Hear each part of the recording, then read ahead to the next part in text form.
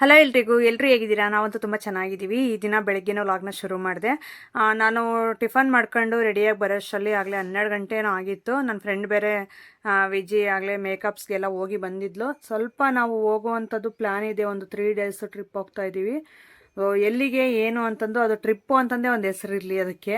ಎಲ್ಲಿಗೆ ಏನು ಅಂತ ನಾನು ನೆಕ್ಸ್ಟ್ ವ್ಲಾಗ್ಸಲ್ಲಿ ಅಪ್ಲೋಡ್ ಮಾಡ್ತಾ ಹೋಗ್ತಾ ಇರ್ತೀನಿ. ಡೈಲಿ ವ್ಲಾಗ್ಸಲ್ಲಿ ನೀವು ನೋಡ್ತಾ ಇರ್ತೀರಾ ಅಂತ ಅಂದ್ಕೊಂಡಿದ್ದೀನಿ. ಹಾಗೆ ಹೊಸಬ್ರು ಯಾರಾದರೂ ನೋಡ್ತಾ ಇದ್ದರೆ ಪ್ಲೀಸ್ ಸಬ್ಸ್ಕ್ರೈಬ್ ಮಾಡ್ಕೊಳ್ಳಿ. ತುಂಬ ದಿನನೇ ಆಗಿತ್ತು ಹೇರ್ ಕಲರ್ ಮಾಡಿಸಿ. ನಾನು ಮತ್ತೆ ಮಧುಗಿರಿಗೆ ಹೋಗಿ ಮಾಡಿಸೋ ಅಷ್ಟು ಟೈಮ್ ಇಲ್ಲ, ಅದಕ್ಕೋಸ್ಕರ ಇಲ್ಲೇ ವಿಜಯ್ ಹತ್ರನೇ ಬಂದೆ. ನಾನು ಆಲ್ಮೋಸ್ಟ್ ಎಲ್ಲ ಇದು ಐಬ್ರೋ ಈ ಥರದ್ದೆಲ್ಲ ನಾನು ಇಲ್ಲೇ ಮಾಡಿಸ್ತಾ ಇರ್ತೀನಿ ಹೇಳ್ರಿ. ಯಾಕಂದರೆ ಮುಂಚೆಯಿಂದ ಇಲ್ಲೇ ಮಾಡಿಸಿ ಅಭ್ಯಾಸ. ಲಿಂಗದಳ್ಳಿಲಿ ಇವ್ರದ್ದು ಒಂದು ಐಂದ್ರಿತಾ ಬ್ಯೂಟಿ ಪಾರ್ಲರ್ ಅಂತ ಹೇಳ್ಬಿಟ್ಟು ಒಂದು ಪಾರ್ಲರ್ ಇದೆ. ಸೊ ಅಲ್ಲಿ ನಾನು ಇಲ್ಲಿ ಇವ್ರ ಹತ್ರ ಐಬ್ರೋ ಮಾಡಿಸ್ತಾ ಇದ್ದು. ಆಗಿಂದ ಇವ್ರು ನನಗೆ ಫ್ರೆಂಡು. ಸೊ ಹಂಗಾಗಿ ಈಗ ಪಾಗೋಡದಲ್ಲಿ ಏಂಜಲ್ಸ್ ಬ್ಯೂಟಿ ಸಲೂನ್ ಅಂತಂದು ಇಟ್ಟಿರೋದು. ಸೊ ಇಲ್ಲಿ ಬರ್ತಾ ಇರ್ತೀನಿ. ಅಲ್ಲಿನೂ ಇದೆ ಇವ್ರ ಸಲೂನು, ಇದು ಪಾರ್ಲರು. ಬೇಕಾದರೆ ಅಲ್ಲೂ ಹೋಗ್ಬೋದು, ಲಿಂಗದಳ್ಳಿ ಸುತ್ತಮುತ್ತ ಹಳ್ಳಿಯವರೆಲ್ಲನೂ. ನಾನು ಬಂದುಬಿಟ್ಟು ಈಗ ಹೇರ್ ಕಲರಿಂಗ್ ಮಾಡಿಸಿದ್ದೀನಿ. ಸೊ ನಾನು ಒಂದು ಇದು ರೆಡ್ ಕಲರೇ ಮಾಡಿಸೋದು, ಅಂದರೆ ಇದು ಮೆಹಂದಿ ಹಾಕ್ಸ್ತೀವಲ್ಲ ಬ್ರೌನ್ ಕಲರು, ನನಗೆ ಅದೇ ಇಷ್ಟ. ಬ್ಲ್ಯಾಕ್ ಹಾಕ್ಸು ಅಂತ ಅಂದ್ಲು. ಯಾಕೋ ನನಗೆ ಬ್ಲ್ಯಾಕ್ ಅಷ್ಟಾಗಿ ಇಷ್ಟ ಆಗಲ್ಲ. ಇಲ್ಲ ನನಗಿದು ಮೆರೂನ್ ಬರೋದೇ ಹಾಕು, ಮೆಹಂದಿ ಹಾಕು ಅಂತ ಅಂದರೆ ಸರಿ ಅಂತ ಹೇಳ್ಬಿಟ್ಟು ಮೆಹಂದಿ ಎಲ್ಲ ಹಾಕಿದ್ಲು.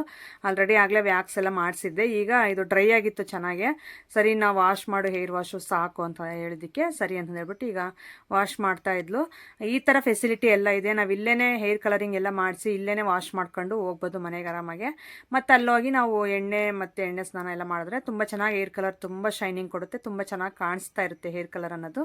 ಹಾಗಾಗಿ ನಾನು ಸದ್ಯಕ್ಕೆ ಇಲ್ಲಿ ಸುಮ್ಮನೆ ವಾಟ್ರಲ್ಲಿ ವಾಶ್ ಮಾಡ್ತಾ ಇದ್ದೀನಿ. ಯಾಕಂದರೆ ಹಂಗೆ ಹೋದರೆ ಚೆನ್ನಾಗಿರಲ್ಲ ಮೊದಲು ಮನೆಗೆ ಅಂತಂದು. ಇನ್ನೇನೆಲ್ಲ ವಾಶ್ ಮಾಡಿದ್ದಾಯಿತು. ಮತ್ತು ಹೇರ್ ಡ್ರೈಯರಲ್ಲಿ ಡ್ರೈ ಮಾಡ್ತಾ ಇದ್ದಾಳೆ ಹೇರ್ ಎಲ್ಲನೂ.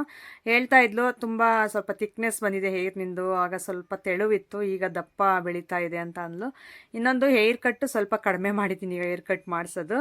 ಯಾಕಂದರೆ ಒಂಚೂರು ಲಾಂಗ್ ಹೇರ್ ಇದ್ದರೆ ಚೆನ್ನಾಗಿರುತ್ತೆ ಅಂತಂದು. ನಂದು ಸ್ವಲ್ಪ ಕರ್ಲಿ ಹೇರ್ ಆಗಿರೋದ್ರಿಂದ ಸ್ವಲ್ಪ ಲಾಂಗ್ ಇದ್ದರೆ ತುಂಬ ಚೆನ್ನಾಗಿ ಕಾಣುತ್ತೆ ಅಂತ ನನ್ನ ಅನಿಸಿಕೆ. ಹಾಗಾಗಿ ನಾನು ಅದೇ ಥರನೇ ಬಿಟ್ಟಿದ್ದೀನಿ, ಇನ್ನು ಹೇರ್ ಕಟ್ ಏನೋ ಮಾಡಿಸಿಲ್ಲ. ಅದಕ್ಕೆ ನನ್ನ ಫ್ರೆಂಡ್ ಹೇಳ್ತಾ ಇದ್ಲು, ಏನೋ ಹೇರ್ ಕಟ್ ಏನೋ ಮಾಡಿಸಿಲ್ಲ, ಅದು ಬೇರೆ ತಿಕ್ಕಾಗೆ ಬೆಳೀತಾ ಇದೆ, ಸೊ ತುಂಬ ಚೆನ್ನಾಗಿದೆ ಈಗ ಇರೋ ಅಂತಂದು ಹೇಳಿದ್ಲು. ಅದಕ್ಕೆ ಅದು ಹೇರ್ ಡ್ರೈಯರಲ್ಲಿ ಎಲ್ಲ ಡ್ರೈ ಮಾಡ್ತಾಯಿದ್ಲು. ಅದಾದಮೇಲೆ ಮತ್ತೆ ಇನ್ನೇನು ವ್ಯಾಕ್ಸು ಮುಗ್ದಿತ್ತು, ಹೇರ್ ಕಲರು ಮುಗ್ದಿತ್ತು. ಇನ್ಮೇಲೆ ಈಗ ಐಬ್ರೋ ಒಂದು ಮಾಡಿಸ್ಬಿಟ್ರೆ ಮುಗ್ದೋಯ್ತು ನಂದು. ಸ್ಯಾರಿ ಪ್ರೀಪ್ಲೇಟಿಂಗ್ ಅಂತ ಕೊಟ್ಟಿದ್ದೀನಿ, ಅದು ಅವರು ಹುಡುಗಿರು ಬೇರೆ ಇರಲಿಲ್ಲ.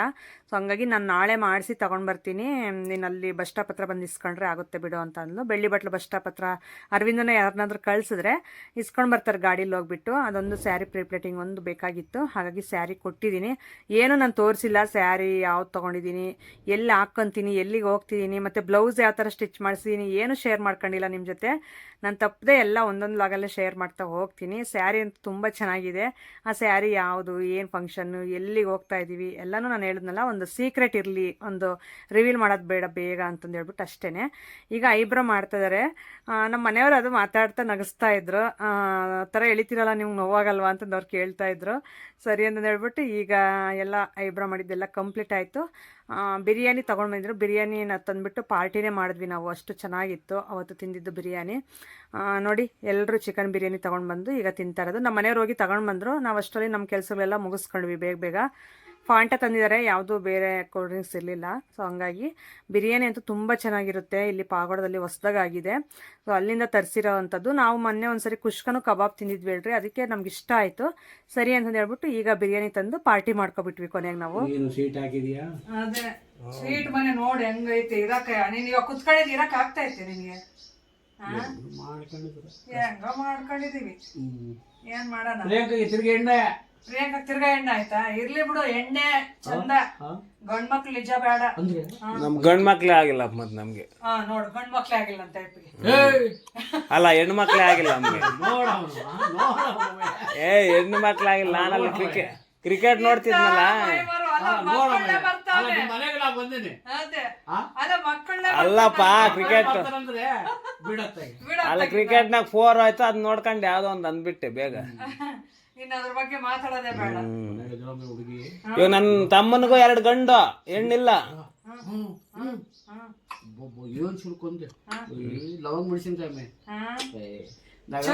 ಚಿಕ್ಕವು ಚುರುಕಿರ್ತಾವೆ ಬಲು. ಅಡ್ಡಾಡ್ತಾಳೆ, ಅದು 8 ತಿಂಗಳದು.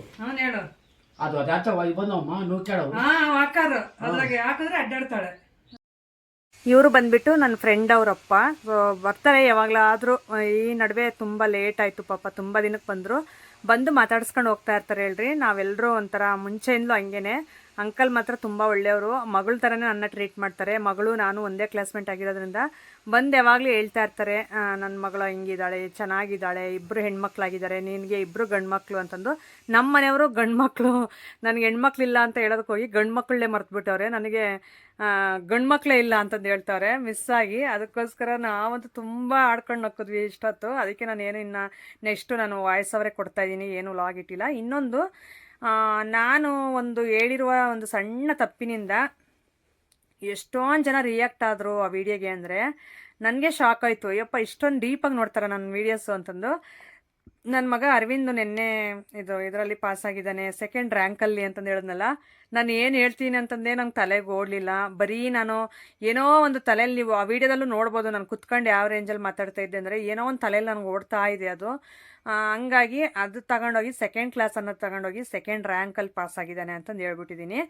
ರಿಯಲಿ ಸಾರಿ, ಸೆಕೆಂಡ್ ರ್ಯಾಂಕ್ ಅಲ್ಲ, ಸೆಕೆಂಡ್ ಕ್ಲಾಸೇನೆ. ಮತ್ತೆ ನಿಮ್ಮ ಕಾಮೆಂಟ್ಸ್ ನೋಡಿ ನಾನು ವೀಡಿಯೋನ ಚೆಕ್ ಮಾಡಿದ್ರೆ ಸೆಕೆಂಡ್ ರ್ಯಾಂಕ್ ಅಂತ ತುಂಬ ಸಾರಿ ಹೇಳ್ಬಿಟ್ಟಿದ್ದೀನಿ. ಅಯ್ಯೋ, ನಮ್ಮ ಮನೆಯವರು ಒಂದು ಬೈದಾಕಿದ್ರು ನನ್ನ, ಅಂದರೆ ಹೆಂಗೆ ಬೈದಾಕಿದ್ರು ಅಲ್ಲ, ಗೊತ್ತಾಗ್ಲಿಲ್ವಾ ಅಷ್ಟು ಹಂಗೆ ಹೇಳಿದ್ಯಾ ಅಂತ ಅಂದರು. ಏನು ಮಾಡೋದು, ಒಂದೊಂದು ಟೈಮಲ್ಲಿ ಎಂಥವ್ರಿಗೂ ಮಿಸ್ ಆಗುತ್ತೆ. ನನಗೂ ಮಿಸ್ ಆಯಿತು ಬಿಡ್ರಿ, ಹೇಳಿದ್ದೀನಿ ಬಿಡ್ರಿ, ನಾನು ಸಾರಿ ಕೇಳ್ತೀನಿ ಬಿಡ್ರಿ ಅಂತಂದು ಹೇಳಿದೆ. ಅದಕ್ಕೆ ಎಲ್ಲರೂ ಸೆಕೆಂಡ್ ರ್ಯಾಂಕ್ ಅಲ್ಲ, ಸೆಕೆಂಡ್ ಕ್ಲಾಸ್ ಅದು, ಸೆಕೆಂಡ್ ಕ್ಲಾಸ್ ಅಂತ ತುಂಬ ಜನ ಹೇಳಿದ್ದೀರಾ. ನನಗೆ ತುಂಬ ಖುಷಿ ಆಯಿತು, ನಂಗೆ ಬೇಜಾರು ಅನ್ನಿಸ್ಲಿಲ್ಲ. ಯಾಕೆಂದರೆ ಸೆಕೆಂಡ್ ರ್ಯಾಂಕ್ ಅಂತಂದು ಹೇಳಿದ್ದೀನಲ್ಲ, ಅದನ್ನ ಎಷ್ಟೊಂದು ಜನ ಅಬ್ಸರ್ವ್ ಮಾಡಿದಾರಲ್ಲ ಅನ್ನೋದು ಖುಷಿ ಆಯಿತು ನನಗೆ. ಹಾಗಾಗಿ ಸಾರಿ, ನಾನು ಆ ವಿಡಿಯೋದಲ್ಲಿ ನಾನು ಏನೋ ಒಂದು ಇದರಲ್ಲಿ ಇಟ್ಕೊಂಡು ನಾನು ಮರ್ತು ಸೆಕೆಂಡ್ ರ್ಯಾಂಕು ಅನ್ನೋದೇ ಇಟ್ಕೊಬಿಟ್ಟಿದ್ದೀನಿ. ಹಾಗಾಗಿ ಸೆಕೆಂಡ್ ಕ್ಲಾಸಲ್ಲೇ ಪಾಸಾಗಿರೋದು ನನ್ನ ಮಗ, ಸೆಕೆಂಡ್ ಕ್ಲಾಸೇ ಬಂದಿದ್ದಾನೆ. ತಪ್ಪು ಆಯಿತು ಅಂತಂದು ಕೇಳಿದ್ದೀನಿ ವಿಡಿಯೋ ಮುಖಾಂತರನೇ. ನಾನು ಅದೇನೋ ಒಂದು ಇದರಲ್ಲೇ ಹೇಳ್ಬಿಟ್ಟೆ, ಎಂಥವ್ರಿಗೂ ತಪ್ಪಾಗೇ ಆಗುತ್ತೆ, ಅದಕ್ಕೋಸ್ಕರ ನನಗೂ ಆ ಥರ ಆಗಿತ್ತು, ಆ ಥರ ಹೇಳಿದ್ದೀನಿ. ವಿಡಿಯೋ ಮುಖಾಂತರನೇ ಸಾರಿ ಕೇಳೋಣ ಬಿಡು ಅಂತಂದು ಹೇಳ್ಬಿಟ್ಟು ಸುಮ್ಮನೆ ಅದೇ. ಆದರೂ ಅದೇ ಒಂಥರ ಖುಷಿ ಆಯಿತು ನನಗೆ. ಎಷ್ಟೊಂದು ಜನ ಡೀಪಾಗಿ ನೋಡ್ತಾರಲ್ಲ ನನ್ನ ವ್ಲಾಗ್ಸು.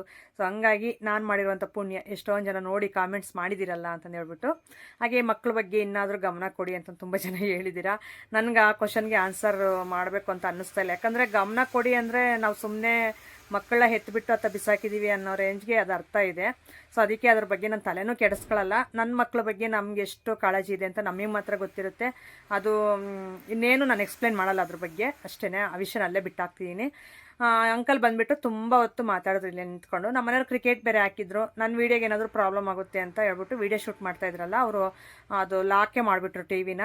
ಸೊ ಮತ್ತು ಇನ್ನೂ ಉಳಿಕೆ ಆಗಿರೋದು ನಮ್ಮದು ಜೀವನದ್ದೆಲ್ಲ ಇರುತ್ತಲ್ಲ, ಅದೆಲ್ಲನೂ ಅವ್ರು ಹೇಳ್ತಾಯಿದ್ರು. ಸೊ ಹಿಂಗೆ ಮಾಡಿ ಹಂಗೆ ಮಾಡಿ ಜೀವನದಲ್ಲಿ ಕಷ್ಟಪಟ್ರೇ ಸುಖ ಮುಂದಕ್ಕೆ ಅಂತಂದು ಎಲ್ಲ ಹೇಳ್ತಾವ್ರೆ. ಹೆಂಗೋ ಇಷ್ಟು ಮಾತ್ರ ರೂಪಿಸ್ಕೊಂಡಿದ್ದೀರಲ್ಲ ಮನೆ, ಸಾಕು, ಮುಂದಕ್ಕೆ ಬೇಕಾದ್ರೆ ಒಂದು ಪ್ಲ್ಯಾನ್ ಮಾಡ್ಕೊಂಡು ಸೀಟ್ ತೆಗೆದು ಬೇಕಾದ್ರೆ ಟಾಪ್ ಏನಾದರೂ ಹಾಕ್ಕೊಳ್ರಿ ಅಂತಂದೆಲ್ಲ ಹೇಳ್ತಾಯಿದ್ರು. ದೊಡ್ಡವ್ರ ಮಾತು ನಾವು ಕೇಳಬೇಕು, ಅವರೇನೋ ಹಾಳಾಗೋಗ್ಲಿ ಕೆಟ್ಟೋಗ್ಲಿ ಅಂತಂದು ಯಾವತ್ತು ಹೇಳಲ್ಲ. ಇವರು ಅಷ್ಟೇ ನಮ್ಮ ಅಪ್ಪನ ಥರನೇ.